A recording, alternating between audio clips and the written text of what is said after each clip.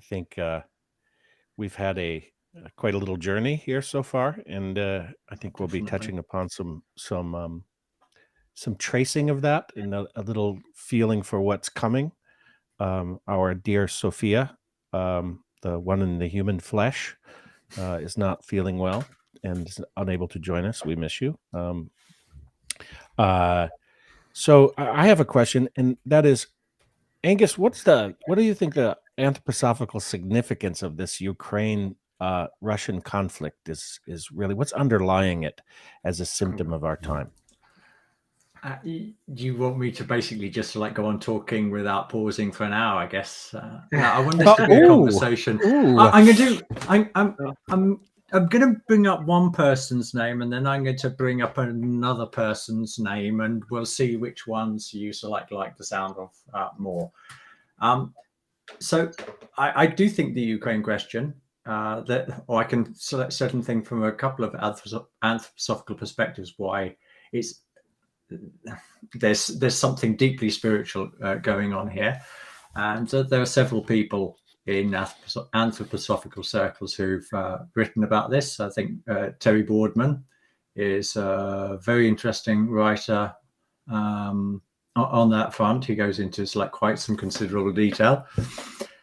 I mentioned Adriana Koalis, if I pronounce her name correctly. She's an Australian, has written Rosicrucian series books. I've never read any of them, but she's a very interesting person, and she's put stuff on Facebook. But can you spell her name? Yeah, Adriana, Adriana, and then Koualis, and so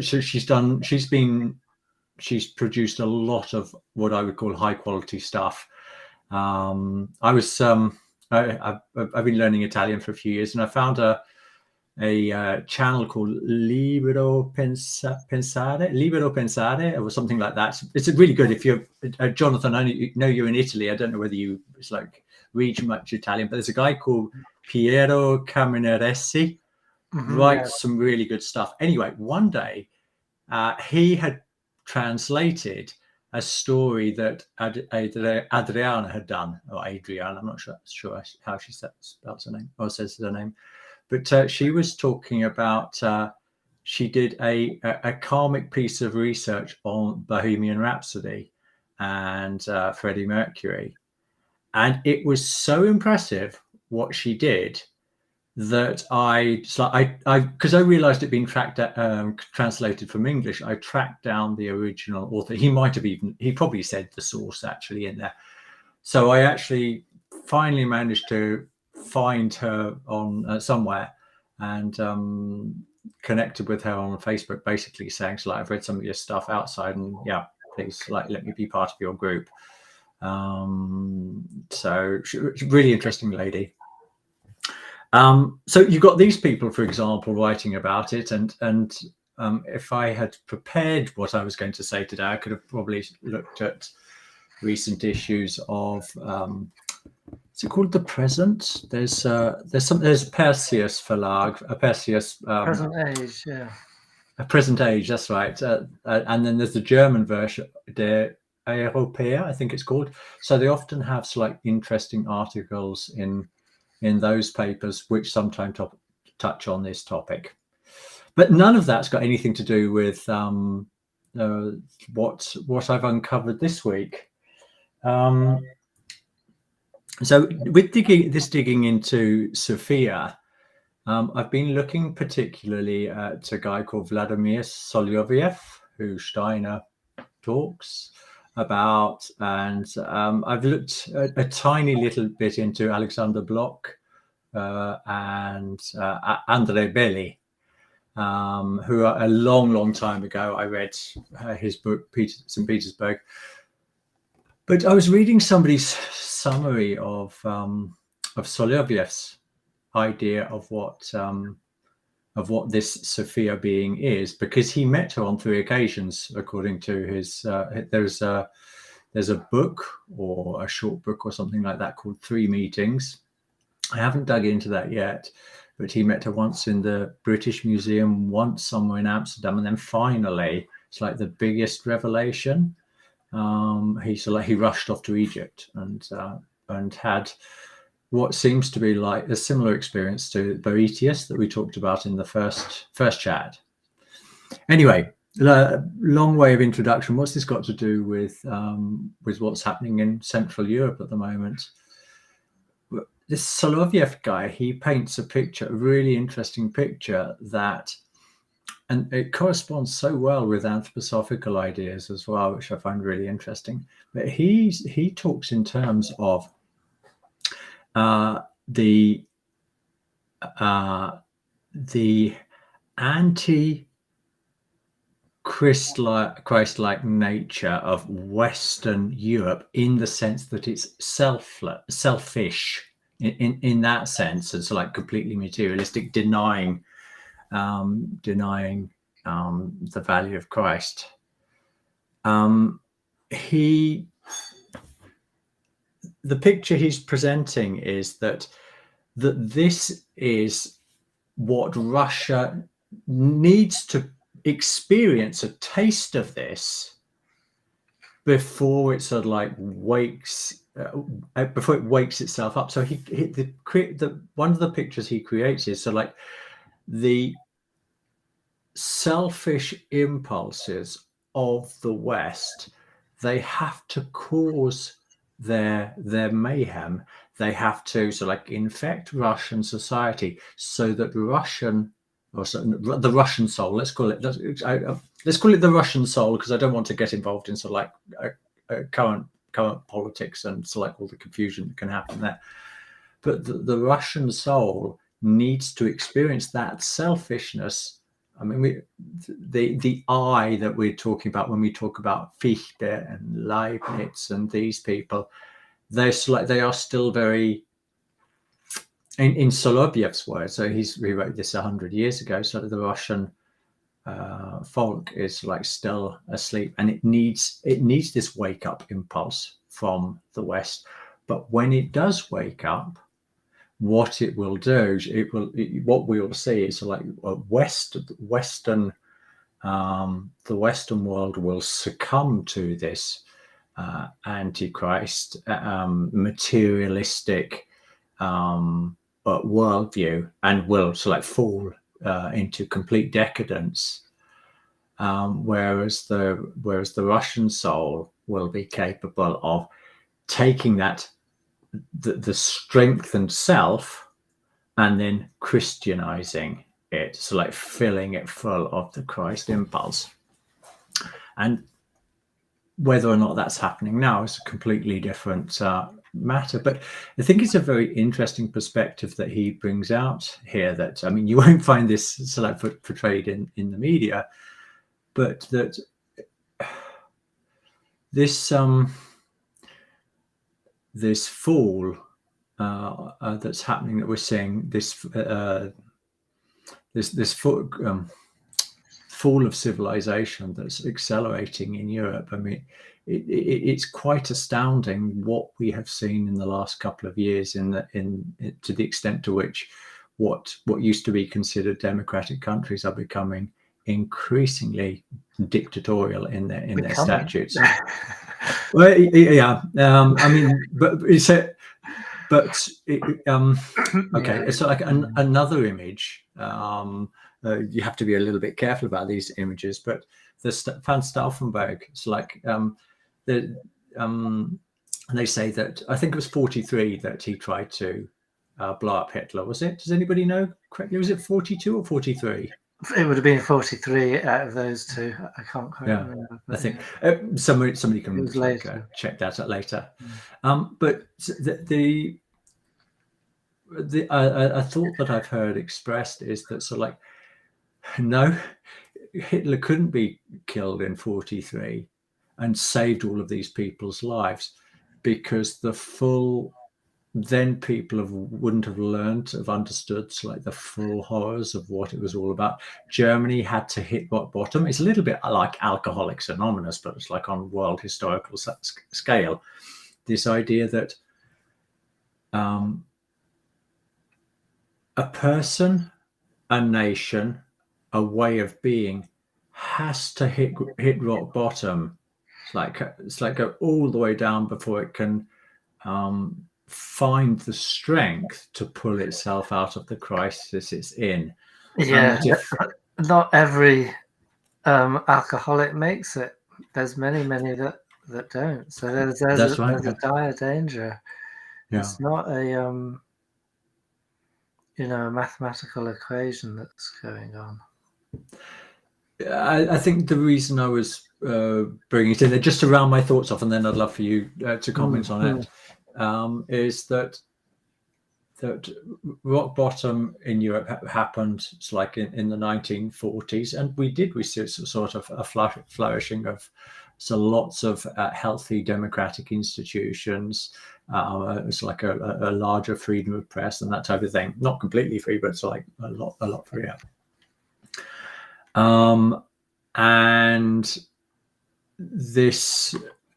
but those healthy forces have been perverted, and Europe has to crumble and decay again, and it's decided to get itself involved in the Ukraine there to show what it really is, into like many of the terrible ways. I realize I'm not speaking, or I get the sense that I'm not speaking particularly clearly about points here. I was just wondering, what did you mean Europe has to get involved in Ukraine to show what it really is, to show what's what? It has to destroy itself. It's destroying itself. We see it in Italy, we see it in Germany, we see it in France, we see it in Spain, we see it in the UK. I've hardly recognized these countries anymore. I lived in Germany for 3 years, many years ago. These aren't democratic countries anymore. And these countries are, it's like democracy is dying. And I don't think we've seen the end of it. And it's the Ukraine conflict that's brought that to a head, and nobody knows whether that's going to end in nuclear war. I mean, Biden the other day was saying that, well, we're changing our nuclear posture. We don't even need to have a nuclear attack by Russia if we're doing badly on the battlefield. I'm paraphrasing him, but that's like the nuclear stance policy is now. It's like tactical nuclear warheads are they're in play now, and that brings the world closer to the brink of, well, it's annihilation, isn't it? And the first place that's going to get annihilated is Europe, and perhaps then the rest of the world. It's like a bit doomy and gloomy here, but the full destruction is. In the same way that Europe was destroyed in the Second World War, that's sort of like a possible scenario that's out there, and which, bringing this all the way back to Sophia and Soloviev, he seems to be indicating, he's not giving any timeline, but he's giving this dynamic of Russia being it's like trying to absorb the healthy selfish impulses of the West, but the West falling into complete decadence and decay, but the Russians being capable of converting that intense selfishness into a Christianized sense of self where we're working together. That's the picture he's creating, and this is from his conversations with Sophia. Sorry, that was an extremely long and unclear answer, but I hope it created a little bit of a picture of where some I think is going. Does that resonate with any of you guys, or do you see it completely differently from that? Just to flesh it out a little bit more. Excuse me. What's in this narrative, where does America fall in that picture as relates to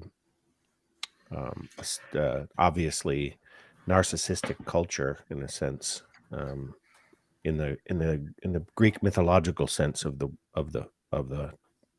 use of that So I mean, imagery? he doesn't obviously Soloviev doesn't mention it, America in this context. He's talking about the West.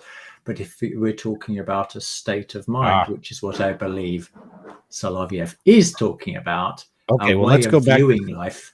Let's go back to Steiner, because Soloviev without Steiner is not going to be complete, in my opinion. I So, agree. Yeah. one of the things Steiner says about America, particularly, is that, and I'm not going to be really precise with the language, but something like America is ruled by death forces. So this goes to a and then I believe he's referring to this in relationship to, say, the Mexican mysteries, and the terrible stories coming from that, the images of Blood child sacrifice, sacrifice. yes, and and the use of fear as a spiritual manipulation tool, and in the light of the riddles of philosophy and the evolution of consciousness, and also in direct opposition to what David said in the volley, I would say, is that it doesn't feel good to be in a state where death forces are a largely informing part of the soul experience. And I think we with the advent of the Christ event, that has to be recapitulated. That societies, the human experience, is going to have to go through the ultimate near-death experience. Death experience, yes, and that's a terrible notion to consider.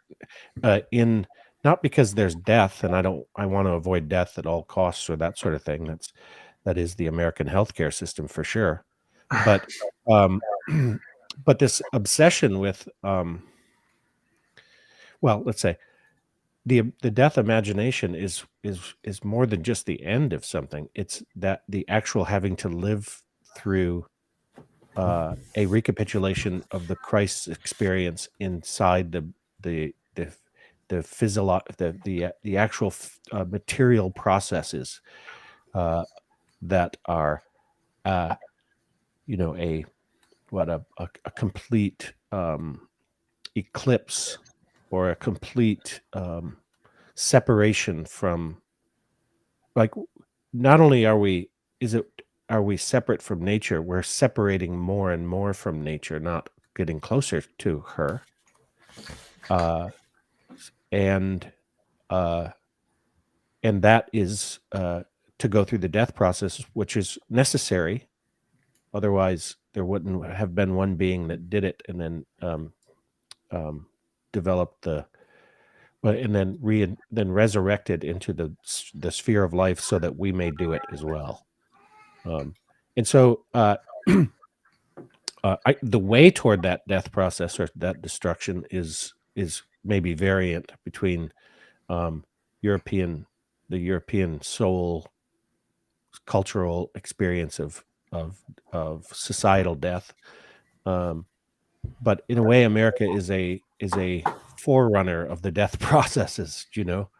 I mean, we used the weaponry that devastated Japan, and we developed that weaponry in a way that nobody.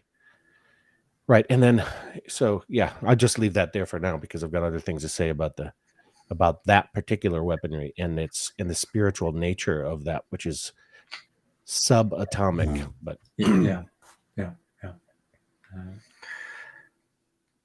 Yes, interesting to ask the question about America because if the sort of present moment since the birth of sort of more conscious awareness in Greece and then around the Mediterranean and then spreading sort of out from there is the kind of moment we're in now, and then that's on a rhythm of sort of about 3,500 years as cultures go. Then the Russian moment will be the next one after that. That's what Sophia would have been pointing to for Soliviev. And then the American After that, moment is the one after that. So, although now America, but that's when the war of all against all comes, isn't it, Jonathan? I don't remember, but I think I'm right. Isn't it? Is that the way you see it, Jeff? the thing is, because there's smaller rhythms and bigger rhythms, and so my memory slips on that. But after the American cultural moment, that is quite a defining point, because that's the end of a cycle of 7. And then we will be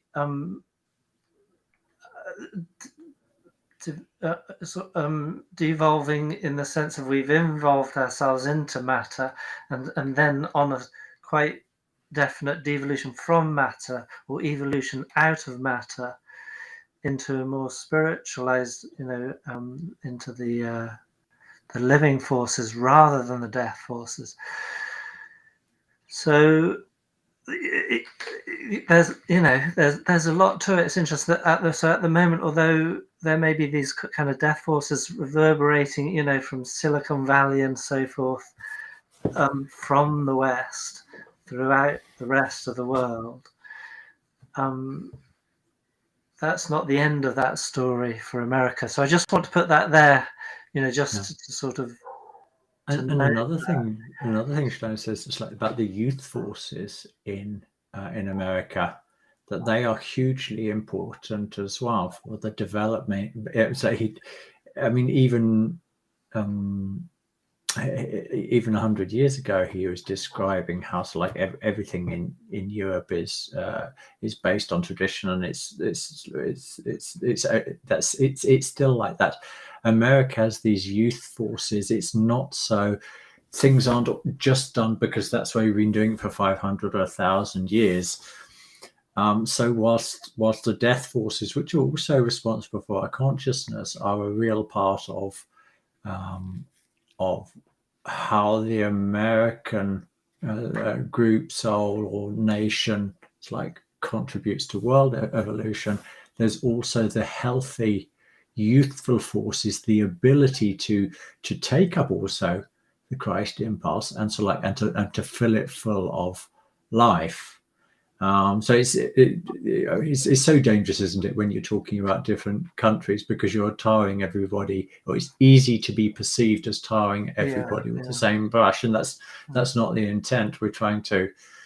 We need to be more careful with our language so we can make it clear that we're talking about people who have this way of viewing the world, and these people who have this way of the world. What's going to be the natural evolution for those type of people? It's got nothing to do with. It's got little to do with nations. It's all about individuals uniting around worldviews.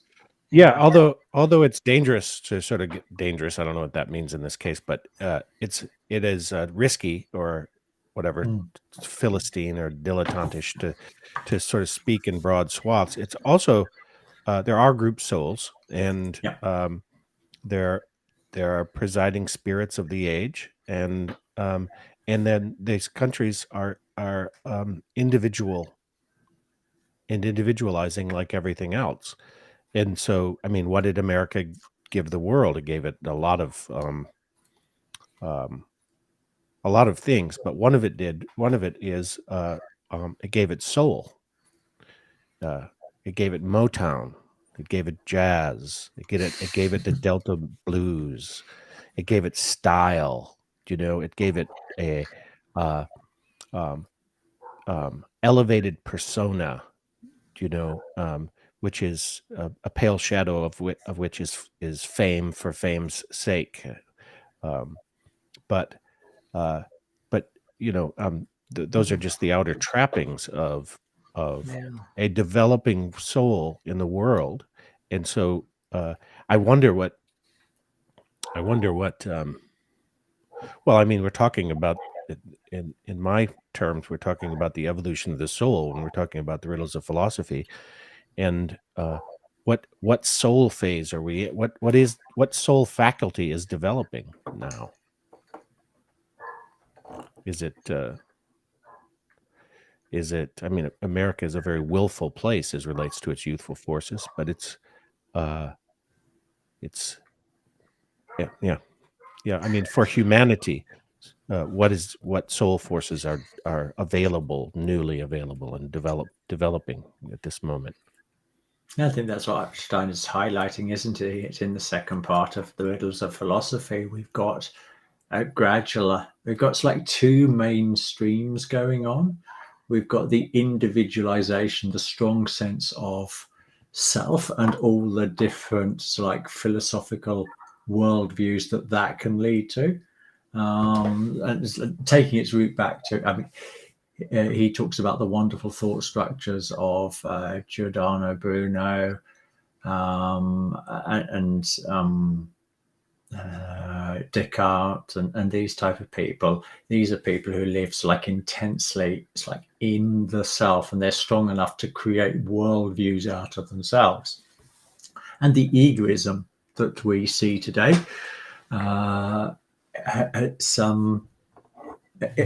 both positively and negatively, is testimony of this very clear development of what's going on in practically every soul on planet Earth. It's becoming individualized. It's living. I was going to say it's living more in itself, but I have to be careful. It's more aware of itself as being an individual being. Okay, I'm separate from the rest, as opposed to it's like a father, Abraham, and I are one. It's like group soul. This idea, if you go back to like old Germanic tribes, of the first centuries after Christ, so like the word I, it's like basically it doesn't exist, because I don't if I lived in that period, I experienced myself as part of a community. I didn't have an individual will. Whereas practically everybody, certainly people who've grown up in Western cultures, they've got a very developed sense of self. I create my life. I create my own life. I've got my own rights and I've got my own desires. Blah blah blah blah. So this is one big stream that's going on in the philosophy, in the Riddles of Philosophy. And then the other stream that's going on is an awareness of I have an inner life that is, and how does that relate to the outside world? Also, how does not just the outside world? How does that relate to the outside world? How does that relate to the whole of evolution? What is this being living inside me that's separating itself off, in a certain direction, but is also suffering the consequences of not being able to find a firm foothold in the world? I think these are the two. Those are like the two main streams for me that are going on in part two. What do you guys think? Yeah, and they're intimately linked, because the moment you're like, I am me, a unique and individual being, the next question is, so how do I relate, if at all possible, to everything else? What is faculty or faculties within me enable that to happen, so that I'm not just lost in my own soup. And that I think we're in a bit of a risky moment, in that the sense of self, and people looking around saying, okay, I am me, so what's my special thing? Everybody's kind of like trying to sort of furrow a speciality, put themselves out there. This is me, and I'm different, sort of thing, or at least this is what I can do. But but we could get lost in that, if we each try to find our own individual specific specialization. And I'm not quite sure the sort of the relationships between this, but there's also a more kind of generic question, which is what distinguishes us from the animals? What distinguishes us from the plants? What distinguishes us from the earth? And what we've been studying is that something that is generic in all of us, yet appears in an individual way, and is something that does set us out quite distinctly from the animals. To sort of mention our closest cousins. So once you are, or once you've found yourself as a sort of unique being, the next question then is, what do you do? Go shopping. Yeah. I'm interested in also the inspired by that, actually, Jonathan, by the question then, since we are unique beings, and it is intimately involved in it is intimacy that makes it so that we are involved as a universal being, and we can't get there unless it's deeply, until the portal, the way through the Father is me, right? And that's me, and that's you, and that's you, and that's the I am. And so that I am experience is a deeply personal and intimate experience, and what it allows for is a world religion. Really, it's no longer a religion that is of a particular culture, or it doesn't. Let's say, I don't think that religions do belong to particular cultures, but they arose in the cultures that they arose in because of the configuration of that culture as the ideal vessel for something. And who was it that said that in pre-modern times God was everywhere, modern times God was nowhere, and in the future God will be everywhere again? I think it was Ken Wilber who said that. Maybe, I'm not sure, but what's meant by that, I think, is that in a prepared world where globalization has paved the way for a planetary world culture, there will be, I think what we're learning now is that there will be a religion, and it will be a religion that is shared by everyone. Now, whether that's good or bad, I don't know, because science is a kind of religion that just unified the whole globe into a mass insanity to follow stupid ideas, in contrary to their common sense and their To be fair, not intuitive common science, but sense. scientism, that would be, if as a religion, I would argue. I agree, but that's the way it plays out as a religion. Okay. I guess. Okay. Yeah. I mean, spiritual science is ironically would not qualify in that sense of to be a religion. And I'm not even saying religions are that religion is bad. I don't mean to imply that at all, but but a religion that doesn't see itself as a religion, but masquerades as some sort of objective knowledge is problematic, of course. And so there's going to be what we just witnessed over the last 3 years is an amazing mobilizing of the world as a whole, in really terrible ways, but still, it was a mobilization of the world as a whole.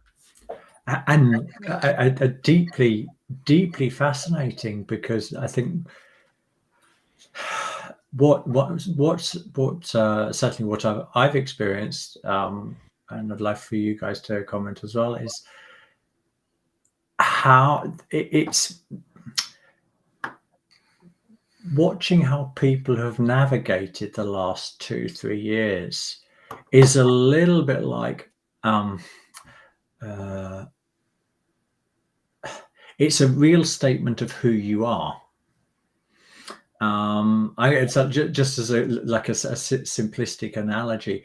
When YouTube started censoring people for certain content, these people, they were actually proud that they had been censored by YouTube. They were wearing it as a badge of honor. I have quite clearly been doing something the powers that be don't like, therefore it must be good. If it wasn't harmful to their intents, they wouldn't be censoring me.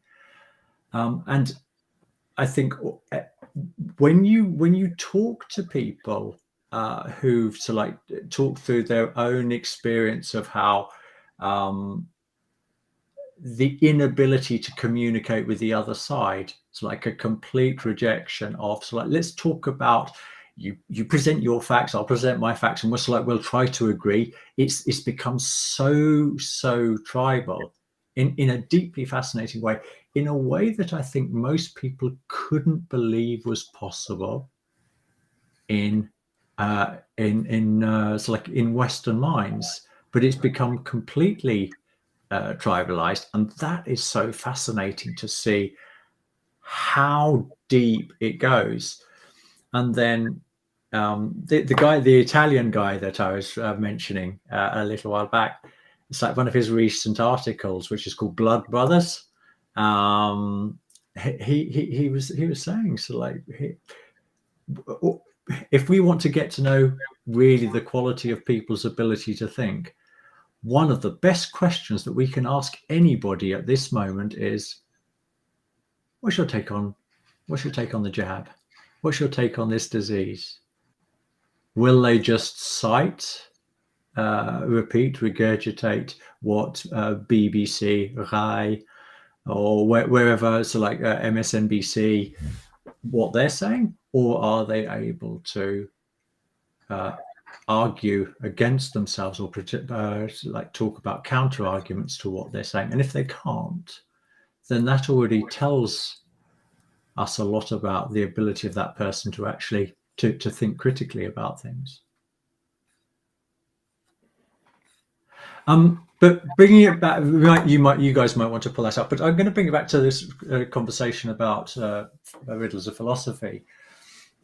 With it's because it's in anthroposophy, it's called the consciousness soul period, which runs from 1400 to 3500 AD, and then the Russian epoch begins, or cultural epoch happens. But what is interesting, so the name consciousness soul, what is it that we're becoming conscious of? It's consciousness of the fact that we are spiritual beings. And I think this is also, as you go deeper into asking yourselves questions about the nature of your soul, obviously you can move in one direction, see how it's tied to everything that's material, everything that's given by the senses, and it's like the wonders of science and technology and that type of thing, this wonderful world that exists there. But as you go deeper, another world also opens up. It's that those pictures are a lot less clear because we haven't developed further states of consciousness, but that's the other side that's also opening up to humanity. And so consciousness, the consciousness soul, it means we've already got consciousness of our physical awareness, of our material. It's like how we're embedded in the material realm. But consciousness of actually being spiritual, monads, to take a Leibniz word, that's not very well developed in many people. But that's where the next like 1500, 1600 years, where the focus of development is going to be, and that means there's like further developments in psychology for understanding this other side of us that is a reality. It's interesting that. Oh, go ahead, Jeffrey. I was just going to say that the children are an indicator here of this. I was tripped across somebody I've been meaning to engage this morning on YouTube. It was his name's Kim John Payne. He's an American Waldorf consultant educator, really adult educator, and he was saying that I think we have to see like doctors doing clinical work, that they're doing research, that the teachers are doing research on the changing human development, and he was saying that that the children now are developing a clairsentience, and the way in which what that it's not clairvoyance, it's a developing clarity about being able to read somebody else's feelings, essentially. Mm-hmm. And then and so it's really important. He used the example of, there's a lot of parenting books out there, and that the author tends to take an expertise role, and the parent a subordinate role to that. And then the parents, they might be good ideas, but they're not it's not their own ideas. And then the parents act as if they're using the language of somebody else, and they act as if there's it's their words, but it's not their words. Mm-hmm. They're saying things that they connected with on some level, but that aren't true in a certain sense. It might be true taken from the author's perspective, but until until people can stand on the authority of their own thinking processes, children are seeing this. And so, Mm-hmm. what does that mean at large, right? I mean, we mentioned the whole medical conformity fiasco, but in what way will that further evolution in children? Like they're it's sort of it's coming to the point of coming to a head. It's like that Mm-hmm. they see right past all of this stuff because their parents are mouthing things that they don't own, that aren't their own ideas, and that could be DEI, social justice ideology capture, could be Mm-hmm. right wing fundamental reactionaryism to the civilization collapse that's going on culturally, and they could be in any case. It doesn't really matter. It's the medium is the message there, and the medium is blah blah blah blah blah blah, and that's not, and the child being like, that's not reality. Reality's down deeper, down there, Yeah. down low in the deep recesses. I'm going to say something really harsh here, because it seems to me, from what you just said, that the children are faced with two choices. So in a sense, it would be a separation of the sheep from the goats, or the wheat from the chaff, because either they're going to, because the institutions, and everything set up is full of all this BS, and they can see through it, they can feel through it. So either they're going to have to be alone within that, and slowly find others, peers that, or you just join the group. And we've seen that in the last 2.5, 3 years, that so many people don't want to feel alone, and like, hang on, everything around me is insane. What's wrong with the world? They'd rather just go with the crowd because there's comfort and security in that.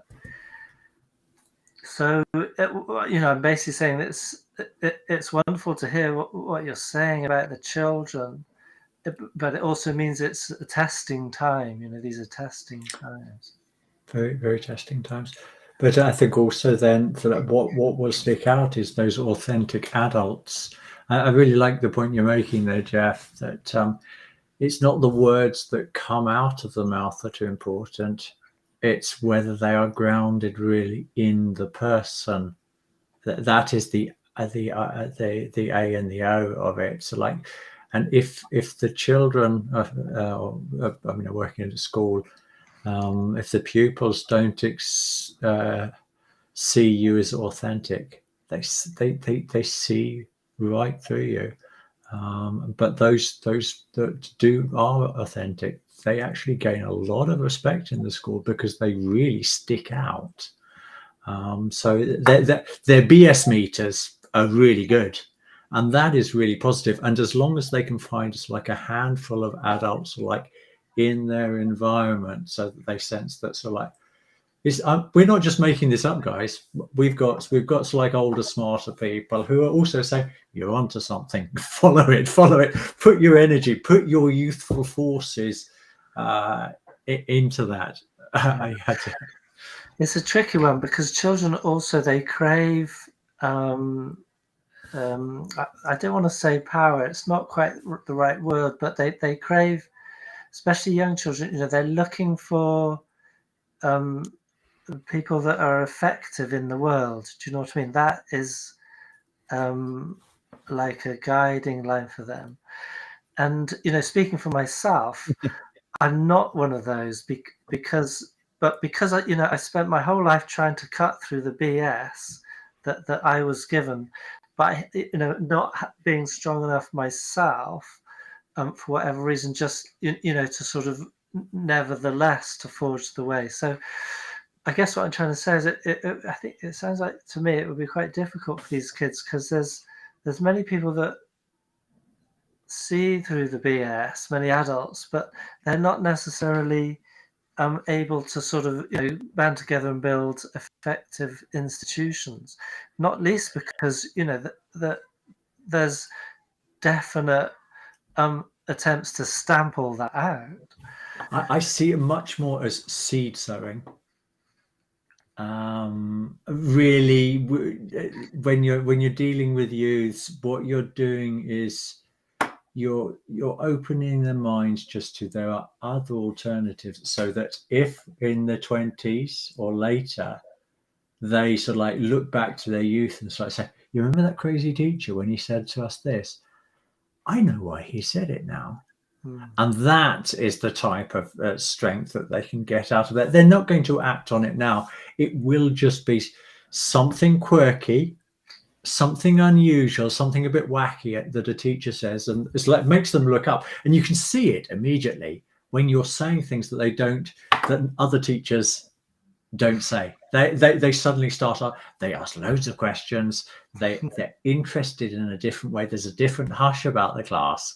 It's very interesting, and it gives hope. I mean, perhaps I'm deluding myself a little bit here, but it gives hope that all these kids that I'm teaching, that when they're older, they'll look back and go, oh gosh, that guy was talking about the thing that I'm interested in now, and that will give them the sense of security that perhaps I'm onto something. It's not about convincing them yet and getting them to act, although wonderful that would be if it were the case. But that's not the point at this stage in their lives. Mm-hmm.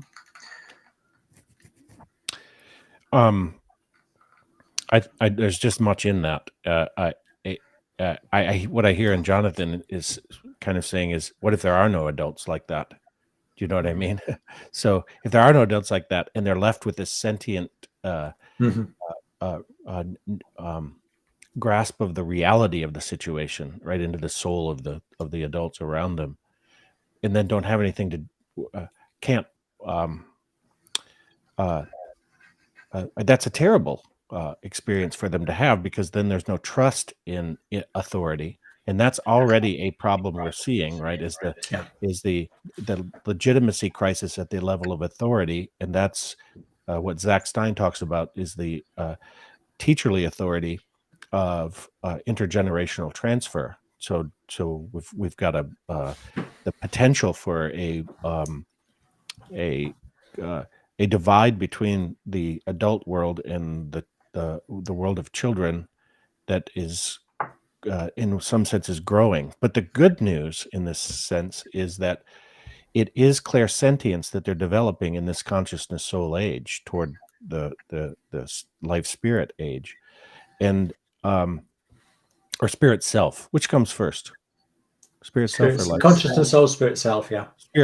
In the spirit self age, in that when they experience this, it's not a matter of a of them taking hold of that knowledge necessarily, and organizing a new way to be adults from childhood, but that they are having an experience that's available to all people who are having the same experience perceptually in it without talking about it. So in a sense, it's the monkeys on the island, the learning to use a tool, and all of the monkeys simultaneously in a morphogenic field or something like that learn to use the tool without being taught, right? Mhm. So there is this collective intelligence, and this is the thing that I think, if there's conspiring going on as relates to thwarting, it is the existential reality of collective intelligence inherent and beginning to awaken for humanity, and the children are the great indicators of that, and the enemy of the state, frankly. Okay, we're three monkeys on an island as well, aren't we? Because we've been reading a book and we've been trying to develop ourselves. We've been reading. We've read seven. We're on the 17th chapter, and I think we've taken 14 or 15 weeks to read it. What are some of the changes that are happening in us as a part of this process? Because it's been it's been intense for me. It's been very interesting. But what about you guys? If you were describing for your wives or whoever that was interested, they aren't necessarily interested. How would you describe this change that's come about just as a result of reading this book, The Riddles of Philosophy? Well, shall I go? For me, apart from increasing I'm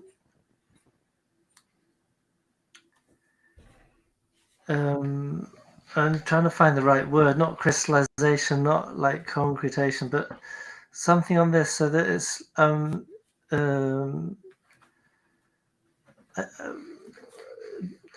well, it's mainly about the community for me. So apart from reading a lot myself and thinking a lot myself, within the community there's something that becomes a lot more alive in my experience.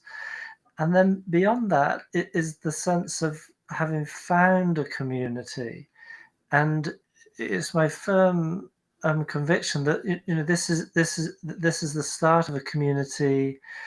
I'm not saying an exclusive community, but we're like, if you like, laying seeds now for work, even though we may not be together geographically now.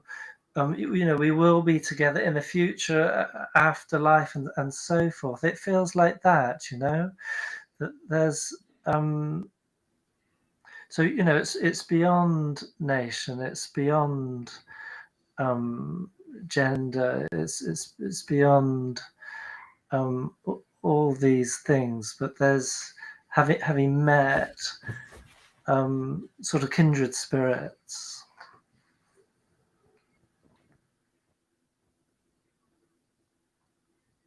for me, I resonate completely with what you just said, Jonathan.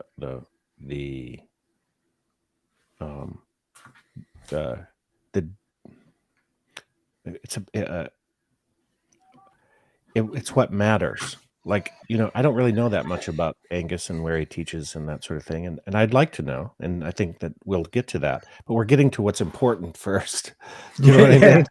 And that's my favorite kind of relationship anyway, right? It's like those other things are uh, um, further reasons to care for someone. Um, uh, but this book uh, is psychoactive in a way that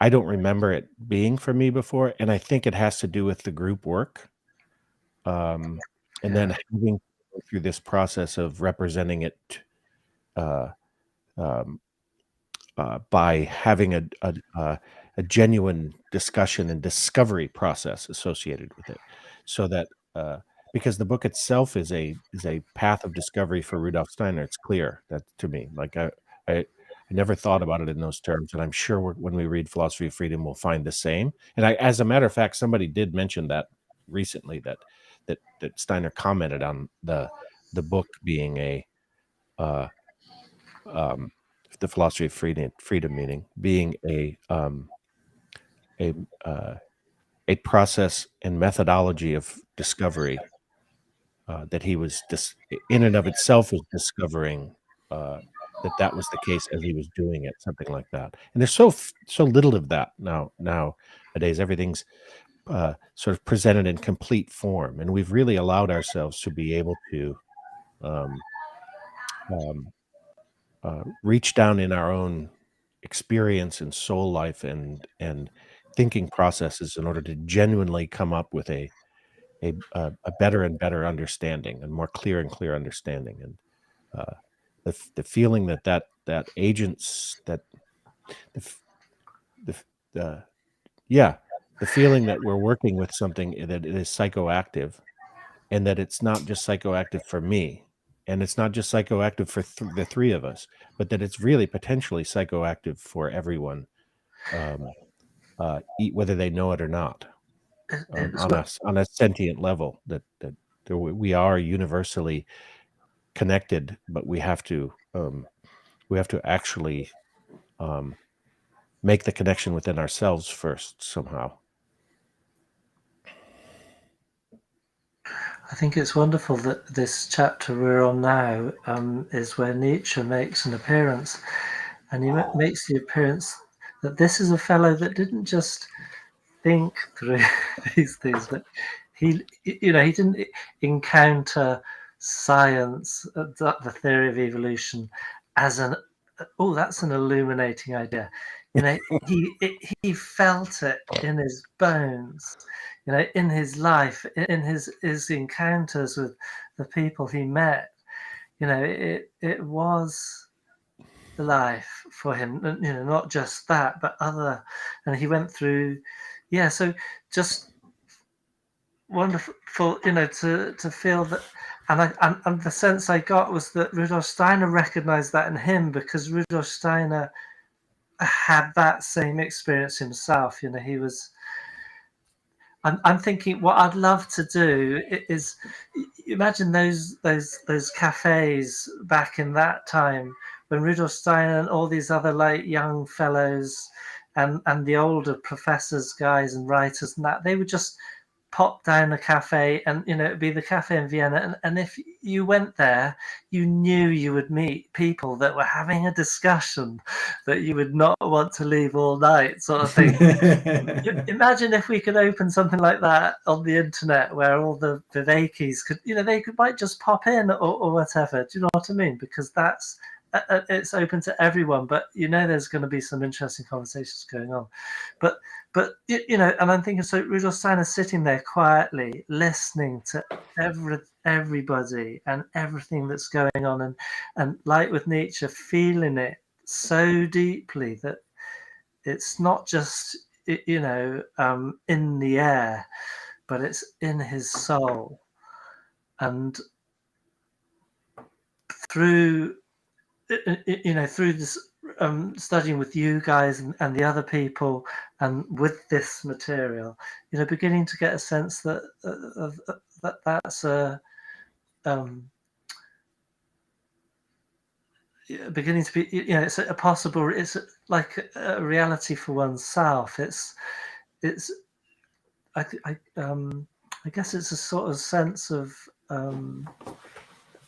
vivification of the soul, rather than just shuffling along day to day from all the necessary things. How about you, Angus? Gosh, it's been dramatic. I'm in total agreement of everything that you guys have said, and could have talked warmly about those processes as well. I think if I was going to choose, and this is it as important? This is as important. I was going to say it's a close second fiddle, but this is hugely important that we're able to do this together. It's like you living in the States, Jonathan in Rome, me in Sweden, and Sophia in Australia. This ability, like you're saying, of cafe-like culture coming together. We just like talking because we know we're going to talk about something that is of importance to us. I think that's humongous. It really is. It's living here in Sweden. It's like Alex mentioned it in the last but one meeting. Sweden, sorry all the Swedes, if anybody ever listens to this, Sweden, it's a cultural desert. It's my own personal experience of it. I mean, I'm not saying that there might be places, but I just don't have access to it. And then to be able to meet people out in the world who are really interested, engaged, and even more importantly, want to dig deeper, and not just say they want to dig deeper, but they do. They put in the hours, they read the books, they have these conversations, they inform themselves so that next time you come back to the conversation, they've got something new and interesting to add that they weren't able to say the time before. But that wasn't what I was going to say. As you know, I've been really homing in on this anthroposophia thing, which we get to in the next chapter. And next time the four of us get together with Sophia, we're going to be looking at the historical process that we just mapped out in a lot more detail. And I've been living with that content quite intensively for the last month or so. And that is... do you remember when I talked about Boetius? It's like his experiences in the cell before he was going to be executed. So I've read these stories where people have really come into contact with what they, out of their own experience, describe as a real being. And as I deepen into this process, thinking becomes so much more than sort of some weird activity that happens in us. Thanks to digging into this book, it's becoming the experience of something that I develop a relationship to, and the stronger that relationship develops, the more that being is able to share with me its infinite wisdom. I mean, I'm infinite's up there, and I'm down here. I'm at the bottom of the screen, but that doesn't matter. I feel that I'm growing. The most important thing, I feel, wow. And I go to a sauna every Saturday and chuck myself. I had to break the ice open this week before I could jump in, so that was fun. But we had we had a conversation a couple of weekends ago where this guy was saying it's like how time goes so quick when you're an adult. So like he's retired, and he says it's like the years just go by and I don't know what's going on. And another guy in there, he knows that it's like I can go on a little bit, sort of off on a philosophical train of thought. He said, "So Angus, what do you think?" And I said to him, look, that's not my experience of it. And I think if you actually started thinking about all the things that you've done this week, you would actually begin to understand how amazingly much you have done this week. And I contrasted it with sort of like how we tend to act when we're young and when we're old. And so I was explaining to them that it's like if you actually sort of begin to, instead of just letting life sort of like roll on by, but you actually start activating your memory. Hugely important if you're going to get to know your soul. Literally, you've got to like be able to review yourself. So if you review your day or if you review your week, you start to become aware of, wow, has that just happened? That whole process in a week. And the guy that's like quarter of an hour before had been saying, it's like my time so like just goes by without like anything happening. He said to me, God, you're right. When I actually think about all the things I've done this week, so much has happened, but people need to be encouraged to sort of like start to use their memory. And I feel I've got a little bit off topic here because my point was, for my own experience of reading this book is so much has happened just in the last 14 weeks, and the development of what feels like a real relationship with something I can hardly describe, but it's real. It is definitely real. And I had no idea that that's what I was letting myself in for. When a friend of mine I was involved with Tom Last for a little while, a guy that I knew through that group, he's like contacted me, said, "Oh, Angus, you remember this Matt guy that you like told me about that I should watch, that you thought he was good?" I said, "Yeah." He said, "Oh, he's got a group going on the Riddles of Philosophy. I thought I'd let you know." So it was wonderful. This person that I'd only met so like a couple of times, out of the blue, got in contact with me and said, "It's like, try this." And here we are, the three of us, having these conversations on a regular basis and all feeling that isn't life richer thanks to the process that we're going through. That's certainly my experience, a richer life. And not least because, as you said, you've been putting some effort in. It's not just like we've been sitting down watching a movie and then chatting about it. Yeah. Although, that can be very fruitful too, but then one's kind of watching a movie a certain way. Yeah. Not just vegetating. Yeah. But it's interesting, the format. How varied when you get, there are often 12 people in the group.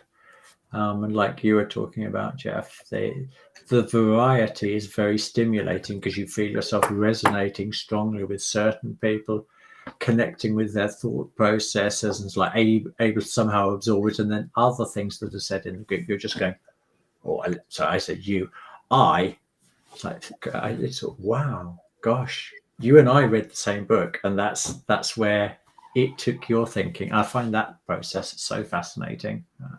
Rewarding as well. I agree with that for sure. Yeah. That's where I like the thing that the sense I have of that these are companions that will become companions in future lives and so forth, because we've all kind of like met in something that, at least in a portion of our life is very important to us, and so that's bound to reverberate again, let's say. But even though some people are coming at it from a very different direction, it's kind of interesting. Excellent. So we're going to be together again, even though we got quite different views on this this thing that we're talking about. It's going to be really interesting. I'm imagining like the crew on a ship, and everybody's got different skills and different roles. Yeah. You know? Jeff, Yeah, it looked like you would say, I'm just blown away by his Steiner's enthusiasm in relationship to Nietzsche. First of all, because he's the only other person that has had that kind of enthusiasm besides myself, and that I've experienced, for one thing. And then the way he writes in a way that is just as alive as the way Nietzsche wrote about Nietzsche, which is a pretty powerful thing. And then so this will be fun. This will be a fun one, I think, when we go into it. But also it points to philosophy of freedom, because in the end, when he was talking about Nietzsche, he said Nietzsche only points to something. And that was my experience as well. And then I read the Philosophy of Freedom after following the end of Nietzsche's finger, because that was the only person who took that up. He took all of that up that Nietzsche brought as a gift, as a troubled soul, as somebody so alive in his soul, brought.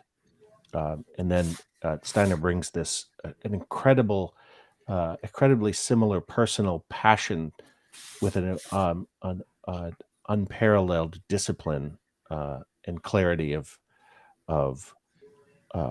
care for every single thinker that he engages with, and then reaches their limit, and then shows you where they go, where to re-enliven their limit across the threshold. He takes them across the threshold, and that's going to be an experience that we're going to have as a group when we read this. And Riddles of Philosophy is a perfect soul preparation for that, I think. Yeah.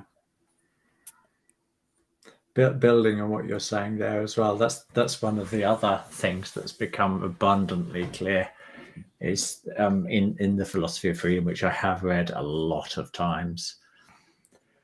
So there's Hammerling that came up in the last chapter. I mean, obviously Hegel you've heard about, but many of these more like Fechner came up as well.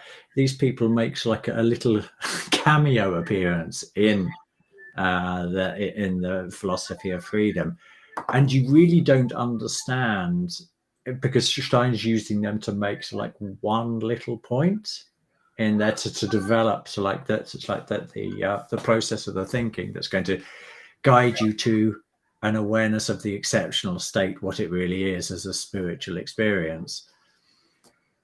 But with the prepping of the Riddles of Philosophy, those people have so much more to give you when you. I'm really looking forward to reading it again, despite the fact that I know the majority of the chapters, the key points, and I'm not going to do it now, but I've stuck it in my memory so that it's accessible, so like in order.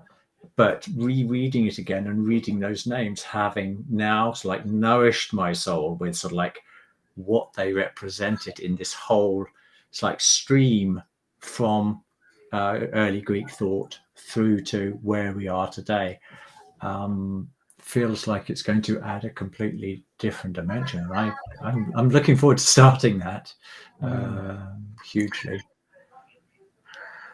One thing I might mention, because you asked our experience with the book, The Riddles of Philosophy, is and you were speaking about the stream, and I agree with that. But something that's really highlighted my reading of it this time is that he hasn't gone strictly chronological. So he goes each chapter sort of represents a particular kind of development, and often I think perhaps if I look back, and it would often be kind of like a what Hegel might call thesis antithesis. So there's a polarity in there, isn't there? Definitely, polarity, that's the word. Yeah. And then but it's not just a single polarity, but it moves on, and so you'll find in this chapter there's folks from like 1836, whereas in the prior chapter, there's folks from 1865. So it doesn't necessarily go chronologically, but it gives a real sense, because of that, of this real life going on, in the whole era. It's not just, you can't just track it on a graph like that. It's like there's a development here. I was going to say like an organelle or something, and then there's one later, well, no, it's not quite like that, because it's the time is not linear. So some people that are 30, 50 years apart are intimately related in many aspects of their thought, and so you can imagine a note sounded there, and then the same note occurs later on here, and in between there's been lots of other notes, and then they all kind of sound further on too.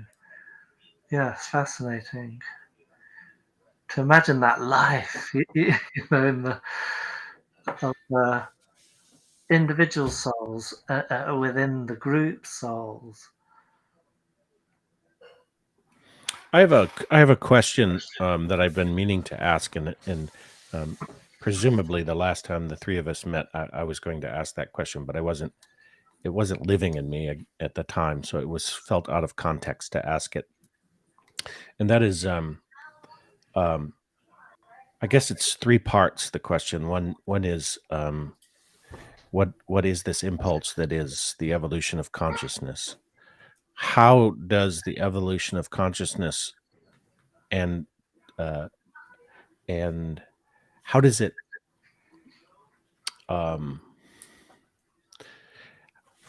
how is it related to not just the evolution of consciousness, the what evolution of consciousness represents? How is it related to the Darwinian and the neo-Darwinian idea of evolution? And I think I understand why they're not in contrast or a conflict, except for neo-Darwinists do suggest that there's no such thing as the evolution of consciousness. They can conclude that.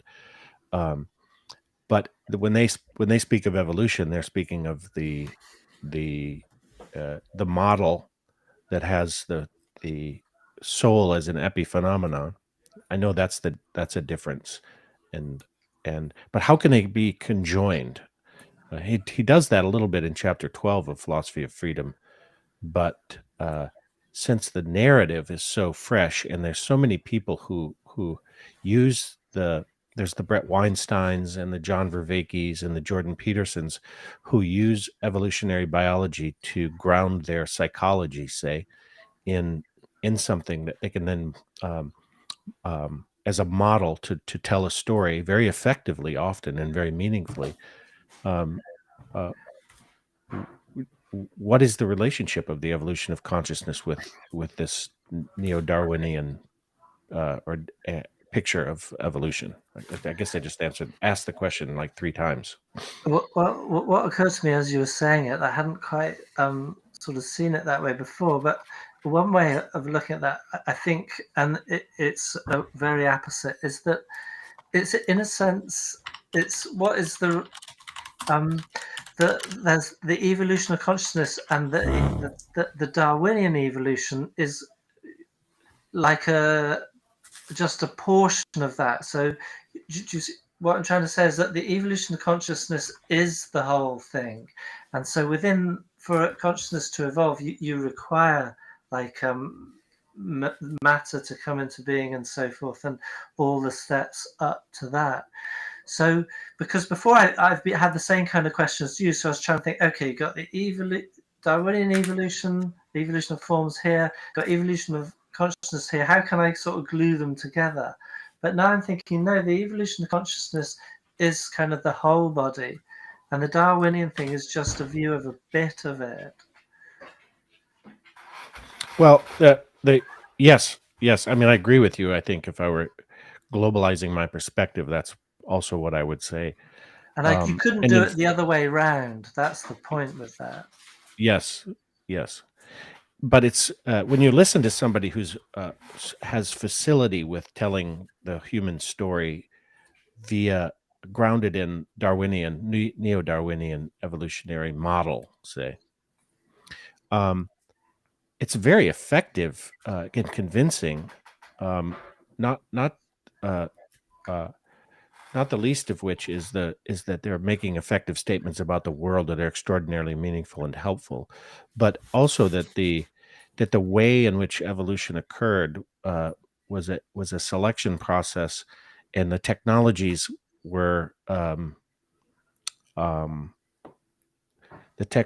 technologies, for example, were the defining factor in the way in which we evolved. Um, so here's a Daniel Schmachtenberger riff. He'll say. So human beings. This is an oversimplification, but it'll do. Human beings developed the plow. The plow changed their relationship with animism because they had to bring the ox in and yoke it to the plow and beat it all day in order for it to do the work. And so they couldn't see the cow as sacred anymore. So they had to get rid of their animism, and that also overturned a matriarchal society because men had to do the plowing because their upper body strength was greater, and the evolutionary process is selected for that.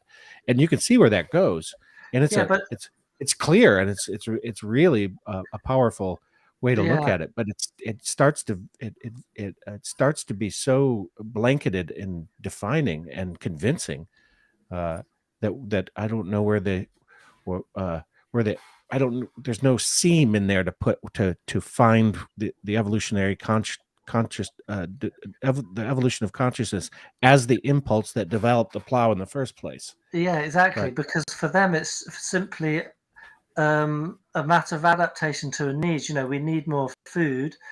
I got to dig this soil, and I need a but better way to do it, sort of thing. and it also defines the religion as a tool, like it was the plow, right? And so it was just Exactly. constructed. Those are really irrelevant. They're just serving. Exactly. They are like the plow, serving those basic physical needs. But that's why I'm saying it's inside the evolution of consciousness. So so the question then is, how can you turn them inside out so that they can then see? Do you know what I mean? Because they're kind of focused in like this, but that's all inside a greater thing, and they won't see it while they're just all focused inward on this one ideal. I don't know how that. What they're using is they're using invisible ideas to justify something for which there's evidence, and they're not able to show any connection. So they talk. I'm going to do the giraffe with a long neck. Okay, so why has a giraffe got a long neck? Because sort of like however million years ago, there was an animal that wanted to reach a little bit higher in a tree. Yeah. Okay. So on the surface, it's a nice story.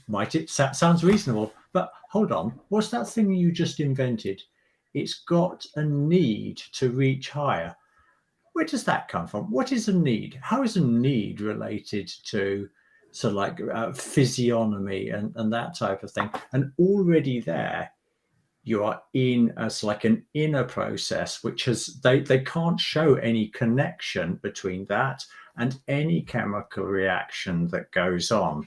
They can show parallels, but they can't show a connection because it's an inner life. Yeah, but they're a bind because you're trying to point to something spiritual that we reach through thinking, and something that we experience as thinking and thought, that is the linking thing in these things. But because they've already decided that that's just like an epiphenomenal, and the important thing is the bubbling chemicals in the intestinal tract that This is where needs to be fed.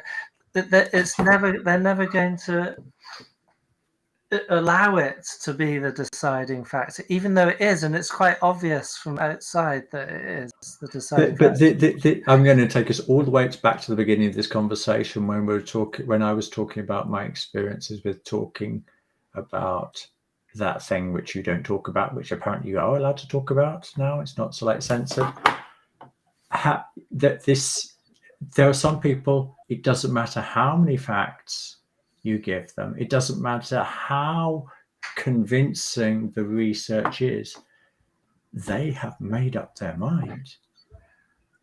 They do not want to know. I mean, you can talk to people that have got an open mind, but if we want to try and convince like a Richard Dawkins as a stereotypical, it's like die in the world, neo-Darwinian, why bother? Why bother?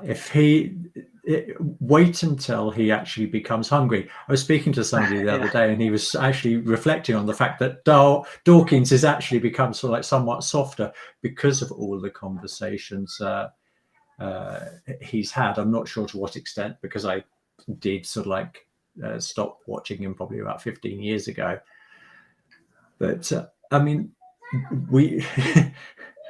I think you choose which level you want to fight the battle on, and those people that are fighting with that issue themselves will be battling with those people. How can I explain it more clearly? Their immediate neighbours. If you think you can do it with pure reason alone, I think you're misguided, and I think the COVID experience is like perfect case material to show, to exemplify why reason can only take you so far. It's because if somebody has decided they do not like your message, irrelevant whether there's any truth to it or not, we've all experienced it firsthand that it doesn't matter. They have made up their mind, and life is going to have to teach them a lesson before they might revisit the question. Life has the ultimate trump card, which is death. Do you know what I mean? So if you're a nut that is never allows yourself to be cracked, at the end of the day, you will be cracked. Life will just crumble you apart. And then you are released. And then, you know, you can go through a whole process and then come back and go, I might think about that in a different way. It's just that there's so much at stake right now, in my opinion, and there's so much that could be accomplished at this moment. And as I see, Dawkins is one person. I agree with that. Daniel C. Dennett's another one, and but then there are the people. Then there are people like Vervaeke, for example, who are operating in the field of psychology, already taking the phenomenology of the soul seriously enough to examine it and think about it and study it and do psychometrics, and fantastic work comes out of that. And they're so close. That's the thing. They're just so. Their reason has brought them to the boundary that would actually put them in the paradigm shift that would allow for a witnessing of a reversal of the notion that the soul is an epiphenomenon of long biological processes, and that intelligence and self-consciousness and all of that just arose as forms of arose as forms that need to be taken seriously, but and I'm glad that they think that. Yet the key, the seed is in the origin of how these ideas come up, and how and in the continuity that they have right off into that which is transcendent, of the paradigm that they're operating within. So I just think tell me a little bit more about Vervaeke. I don't know his work. Is he an academic, or is he just somebody with a deep passion? But Yeah. when I see you nodding your head, one of the automatic thoughts as I go, the strictures of working in an academic environment. I think I because I know so little about him, I can well imagine. I'm going to give another example where I know a lot more. Chomsky. I mean, he's an amazingly interesting thinker who, for the last 20 years, has become intellectually bankrupt. He was capable of critical thinking concerning US policy. He was very vocal about it, and rightly so. He was a darling of the left because he spoke truth to power. But it was always sort of like restricted, but he was still able to tell enough truth for it to be interesting. But in the last 20 years, I think, my opinion, obviously, if you look at the work of Chomsky, on anything substantive, and I'm going to talk about COVID here. I mean, he's on film. I saw it recently. I think it was Ivor Cummins highlighted this, a piece of old footage, just like a year or so ago, where basically saying Chomsky more or less was saying, well, those people who don't get vaccinated, they have no right to any of the fruits of society. This is a left-wing thinker. This is an anti-war thinker who is so morally bankrupt. He thinks it's okay to just let people die and not give them hospital care because they haven't taken a jab that he thinks is okay. And I think these are the strictures of power. Now, I'm not saying anything like that for Viveki, but just like recognizing that if you are successful in society, they have strings on you. Who knows how far they go with all of these people. And it could be they genuinely, where they are in their life. I mean, if we look at our own lives, how we've developed, how it's like things that we previously didn't think were interesting or perhaps even rejected 10 years later. We've seen them with new eyes and we realize, okay, now we're ready to take this next step on the path towards understanding life a little bit better. And all of these people that we're talking about, with the exception of Chomsky, he's going in the opposite direction. I mean, they've still got their lives ahead of them where this development that you're wishing for is still a possibility, but they're just not there yet. Whether or not they'll get there, that's we don't know. But we could hope, because they are influential voices who, if they did change their mind, could reach a lot more people and spread the life-enhancing ideas. Yeah. He is just to fill in a little bit, he's a psychology in the cognitive science department, I believe, in the University of Toronto, and he teaches spiritual practices, and he teaches an ecology. Actually, he refers to it as an ecology of spiritual practices, and he's broken the bounds of his restrictions as relates to his university. So he's in pretty good shape there, and it probably helped that Jordan Peterson was his colleague and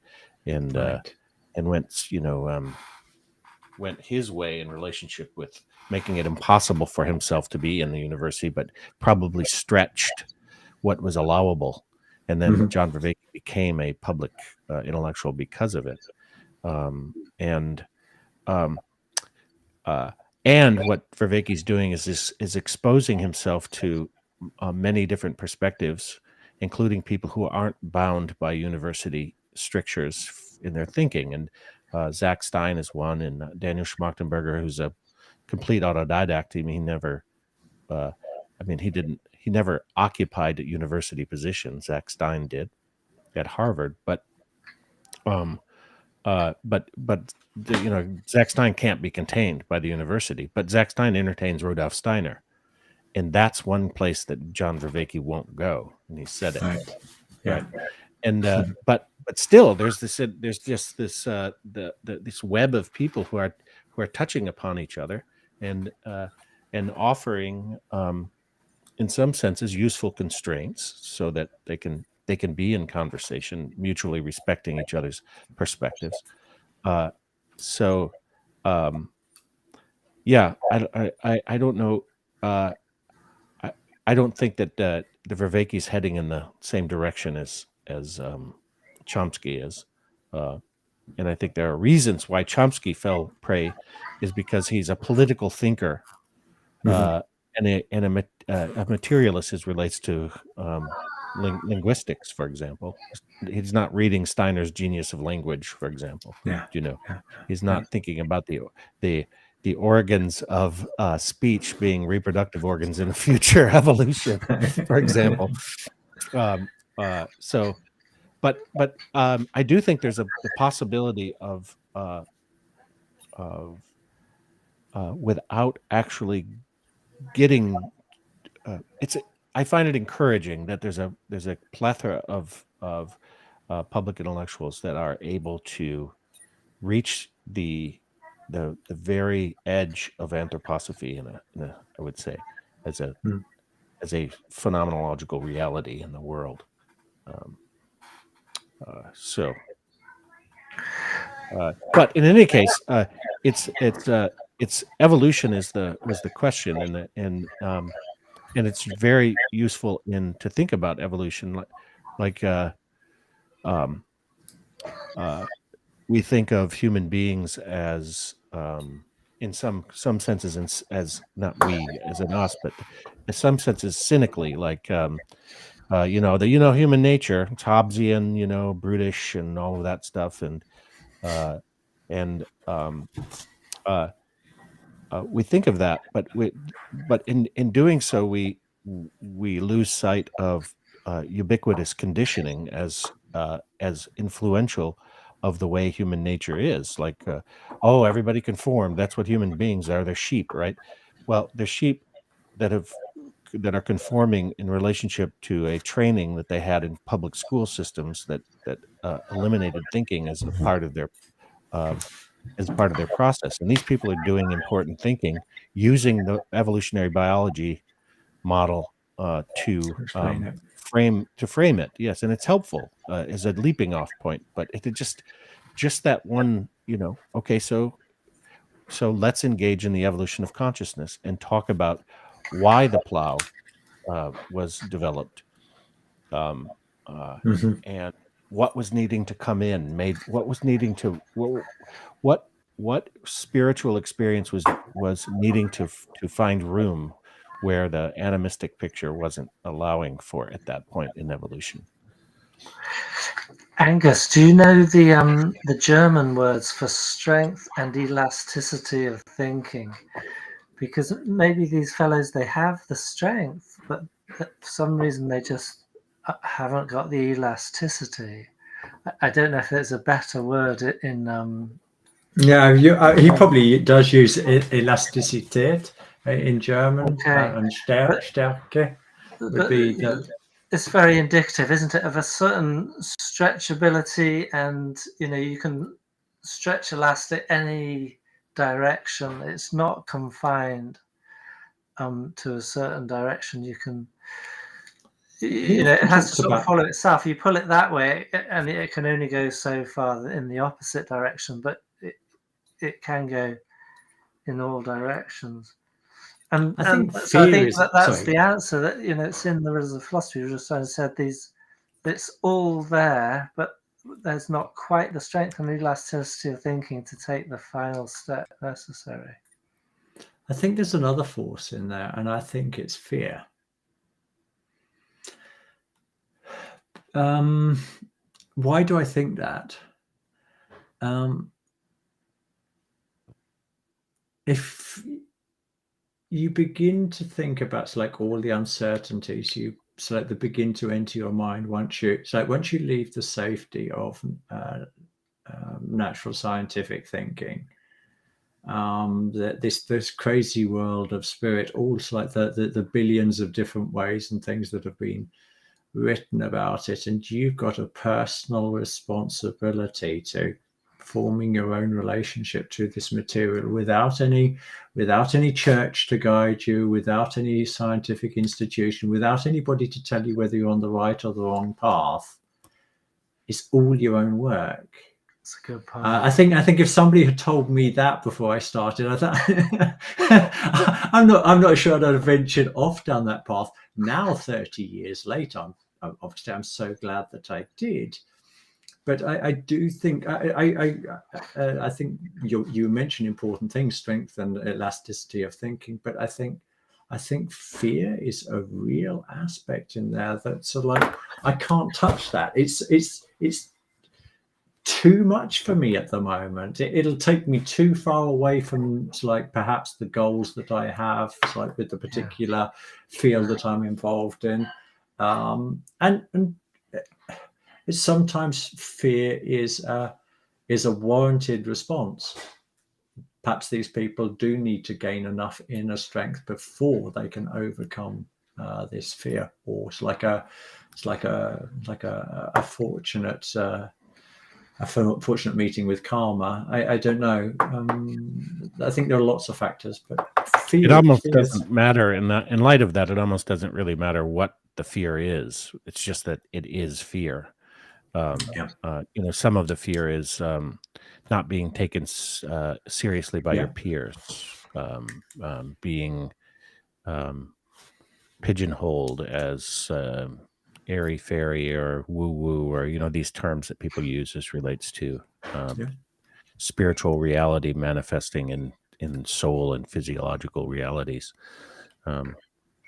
So yeah, fear. That's a point well taken. Fear and security, as we see throughout this book, actually throughout the Riddles of Philosophy, people make those choices because of personal issues, essentially, something like that. Just as Nietzsche made a very productive choice from a deeply personal standpoint, and his limits were set by his own personal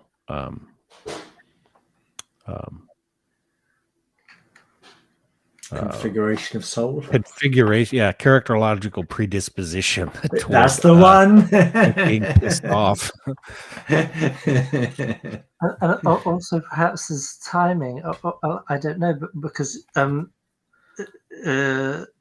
anthroposophy was born later, he would have been, I don't know, in his 60s when anthroposophy came along, and then he might have been able to find an entry, maybe not because he was such a sort of a standalone individual, but he could have taken up the path in a way that it didn't break him. Yeah, he was alone on the world stage. Being alone with your ideas is without peers. That's not easy to do, right? This is what we were talking about with the psychoactivity of mutuality in idea creation. He's a special case for sure. As relates to him this is a side question.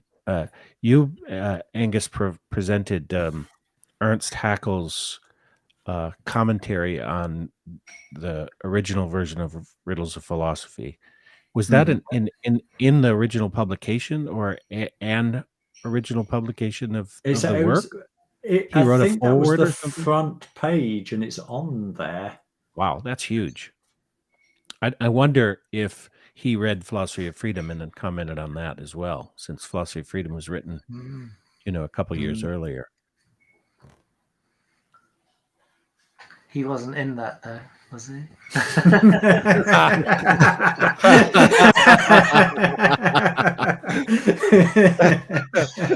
That explains it. Okay. I think that's a really good note too. We've been going for an hour and 3/4. I'll just press stop on the stream. Sounds good.